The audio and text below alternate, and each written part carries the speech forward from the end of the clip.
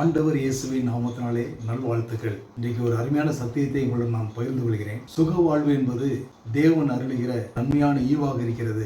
தேவன் உங்களை நேசிக்கிறார். இதை நாம் அறிந்து கொள்ளும் போது நாம் ஆசீர்வதிக்கப்படுகிறோம். தேவன் எப்படிப்பட்டவராக இருக்கிறார்? God is love. தேவன் அன்பாகவே இருக்கிறார். God is light. தேவன் வெளிச்சமாகவே இருக்கிறார். God is life. தேவன் வாழ்வாகவே இருக்கிறார். இதை நாம் அறிந்து கொள்கிறோம். தேவன் உங்களை நேசிக்கிறார். தேவன் உங்களுக்கு வெளிச்சமாகவே இருக்கிறார். அந்த தேவன் உங்களுக்கு வாழ்வாகவே இருக்கிறார். ஒரு பகுதியை நான் உங்களோடு பகிர்ந்து கொள்ள விரும்புகிறேன்.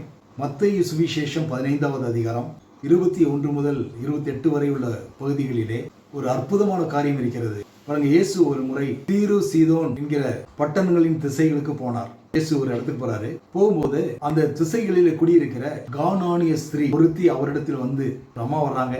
நம்மளுடைய நேட்டிவ் குறித்து சொல்லப்பட்டிருக்கிறது கானானிய ஸ்திரீ. நம்ம எல்லாருக்குமே ஒரு அடையாளம் இருக்கு.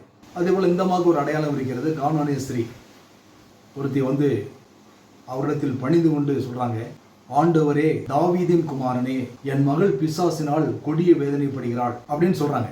ஆண்டவரே, தாவீதின் குமாரனே, எனக்கு இறங்கும், என் மகள் பிசாசினால் கொடிய வேதனைப்படுகிறாள் என்று சொல்லி கூப்பிட்டாள். இயேசுவிடத்திலே போனா விடுதலை கிடைக்கும், சுகம் கிடைக்கும், தன்னுடைய மகளுக்கு ஒரு நல்வாழ்வு கிடைக்கும் என்று முழு நிச்சயமாக நம்பி அவரை தேடி நம்ம தான் வர்றாங்க.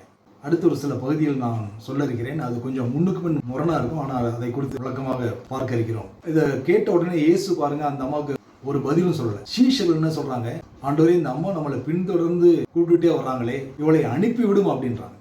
ஏன் அப்படி சொல்றாங்க? அவங்களுடைய புரிந்து கொள்ளுதல் என்ன? மத்தேயு 10வது அதிகாரத்துல 5 முதல் 7 வசனம் உள்ள பகுதியில இயேசு வந்து இந்த 12 சீஷர்களை தெரிந்து கொண்டு அவர்களுக்கு ஒரு கமிஷன் கொடுக்கிறார். அது உங்களுக்கு நல்ல ஆழமா பைகாட் ஆயிடுச்சு. இயேசு கிறிஸ்துவுக்கு 12 சீஷர்கள் இல்லைங்களா? அந்த 12 சீஷர்களுக்கும் சொல்றாரு, காணாமற் போன ஆடுகளாகி இஸ்ரவேல் விட்டாரத்திற்கு போங்கள் அப்படின்றாரு. இது இந்த சீஷர்களுக்கு நல்ல பைகாட் ஆயிடுச்சு. சரி, இப்ப இயேசுடைய பதிலை பார்ப்போம். நம்ம திரும்ப வந்து விட்ட மாதிரி கிடையாது. அவங்க நம்ம அனுப்பிவிடணும்னு அந்த அம்மா அப்படி போயிடல. இந்த அம்மாவுக்குள்ள ஆழமான ஒரு விசுவாசம் இருந்திருக்கிறது. இந்த அம்மாவுக்கு இயேசு கிறிஸ்துவை உறுதியாய் பற்றி கொள்ளக்கூடிய ஒரு மனநிலையும் இருக்கு. இயேசு பதில் சொல்றாரு பாருங்க, அதற்கு அவர், காணாமற் போன ஆடுகளாகிய இஸ்ரவேல் விட்டாரத்திற்கு அனுப்பப்பட்டேன் என்று மற்றபடி அல்ல என்றார். அந்த அம்மாவுடைய பதிலை பார்த்து ஆச்சரியமா இருக்கும். அவள் வந்து, ஆண்டவரே, எனக்கு உதவி செய்யும் என்று அவரை பணிந்து கொண்டாள். உறுதியாய் பற்றி கொள்ளக்கூடிய ஒரு மனநிலையில் அந்த அம்மா இருக்கிறாங்கன்றது இது காண்பிக்கிறது. இந்த அம்மா மொழியத்தோட விசுவாசிக்கிறாங்கன்றதை இது காண்பிக்கிறது.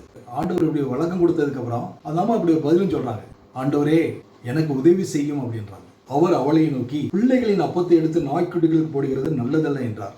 அவர் வந்து இந்த அம்மாவுடைய விசுவாசத்தை கொஞ்சம் ஸ்டிமுலேட் பண்ணி வர்றாரு. அன்பா இருக்கிற ஒரு கடவுள் உதவி கேட்டு வருகிற ஒரு பெண்ணை வெறுங்கையோடு அனுப்பிட்டு வாரா? அனுப்ப மாட்டார்.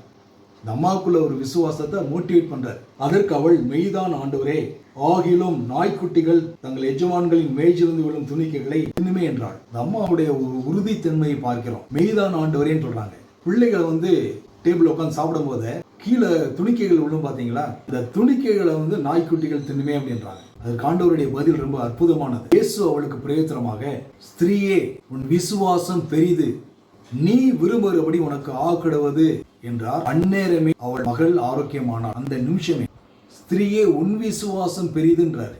சுக வாழ்வு, பிள்ளைகளின் அப்பம், அதை இன்னைக்கு இவர்கிட்ட இருந்து இன்னைக்கு பெற்றுக்கொள்ளணும் என்ற ஒரு உறுதித்தன்மையோடு அந்த அம்மா வந்ததுனால, என் பொண்ணு அவளுக்கு சுகம் இப்ப வேணும் ஆண்டவரே ஒரு உறுதித்தன்மையை வெளிப்படுத்துகிறதுனால ஆண்டவர் அந்த அம்மாவை அப்ரிஷியேட் பண்ணுகிறார். ஸ்திரீயே, உன் விசுவாசம் பெரிது, நீ விரும்புகிறபடி உனக்கு ஆக்கிடுவது என்றார். அந்நேரமே அவள் மகள் ஆரோக்கியமானாள். சரி, இன்றைக்கு நாம் சுக வாழ்வு எப்படி நாம் பெற்றுக்கொள்ளலாம்? இயேசு கிறிஸ்துடைய கல்வாரி சிலுவிலே அவர் நிறைவேற்றி முடித்த finished work of Jesus, நிறைவேற்றி முடித்த இந்த காரியத்தை நாம் விசுவாசித்து ஏற்றுக்கொள்ளும் போது நம்முடைய வாழ்க்கையிலும் இந்த சுக வாழ்வை அனுதினமும் நாம் அனுபவிக்கலாம். 3 இடங்களிலே இருந்து உங்களுக்கு காண்பிக்க விரும்புகிறேன். மத்தேயு 8:17 இயேசு தாமே நம்முடைய பலவீனங்களை ஏற்றுக்கொண்டு நம்முடைய நோய்களை சுமந்தார் என்று சொல்லப்பட்டிருக்கிறது என்று ஏசாயா தீர்க்கதரிசனம் உரைக்கப்பட்டது நிறைவேறும்படி நடந்தது. ஏசாயா 53:4 மெய்யாகவே அவர் நம்முடைய நோய்களை ஏற்றுக்கொண்டு நம்முடைய வேதனைகளை சுமந்தார் என்று நாம் பார்க்கிறோம். 1 பேதுரு 2:24 பார்க்கிறோம், அவருடைய தழும்புகளால் குணமானீர்கள். இந்த 3ஐயும் இணைத்து நாம் பார்க்கும்போது, கல்வாரி சிலுவிலே ஆண்டவராகிய இயேசு கிறிஸ்து அவருடைய சரீரத்திலே நம்முடைய பலவீனங்களையும் நம்முடைய நோய்களையும் அதனால் உண்டாகிற வேதனைகளையும் முற்றிலுமாக சுமந்து தீர்த்து விட்டார். அவருடைய தழும்புகளால் நம்மை குணமாக்கி இருக்கிறார். இது ஒரு சத்தியம். இந்த சுக வாழ்வை நாம் ஒவ்வொரு நாளும் பெற்று அனுபவிக்கும்படி பரிசுத்த ஆவியானவர் நமக்கு உதவி செய்கிறார். இந்த சத்தியங்களை நாம் விசுவாசித்து அப்படியே ஏற்றுக்கொள்ளும் போது சுக வாழ்வை நம்முடைய வாழ்க்கையிலே ஒவ்வொரு நாளும் பெற்று அனுபவிக்கலாம்.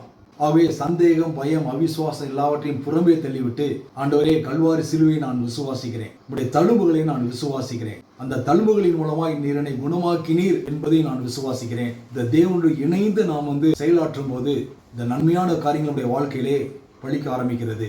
எபிரேயர் 11:6 போட்டிருக்கு, விசுவாசம் இல்லாமல் தேவனுக்கு பிரியமாயிருப்பது கூடாத காரியம், தேவனிடத்தில் சேருகிறவன் எவனும் அவர் உண்டு என்றும் அவர் தம்மை தேடுகிறவர்களுக்கு பலன் அளிக்கிறவர் என்று விசுவாசிக்க வேண்டும். 2 காரியம் தாங்க.